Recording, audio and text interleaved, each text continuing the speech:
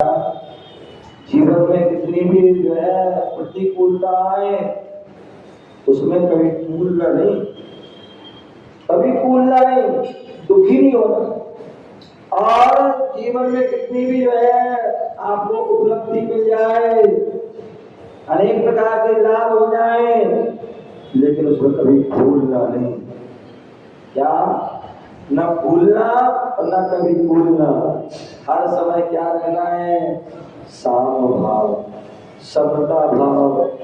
कोई आपके लिए क्या कर रहा है, स्तुति कर रहा है और कोई आपको गाली दे रहा है, अब शब्द कह रहा है, तो भी दोनों में जो है समता भाव रखना, साम भाव रखना, यही सबसे बड़ी हमारी साधना है, यही हमारा सबसे बड़ा तत्व ज्ञान है, यही हमारा जो है सच्चा वैराग है।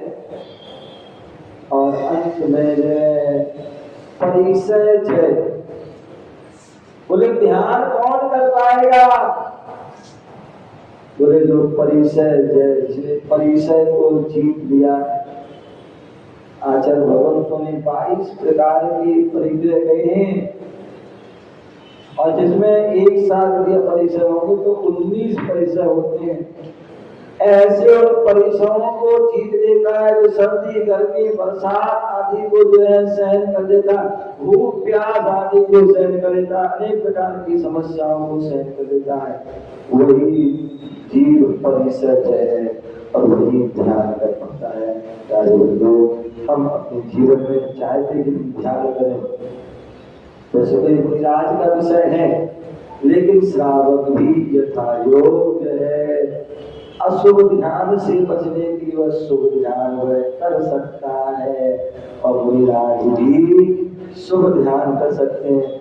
श्रावक जो है धर्म ध्यान के आज्ञा विजय नाम का आदि धर्म ध्यान कर सकता है, जो भगवान ने कहा है, जो गुरुओं ने कहा है, जो जिनवाणी ने कहा है, उस पर हम चल करके जो है उन पर श्रद्धा करके हम आज्ञा विजय धर्म ध्यान कर सकते हैं।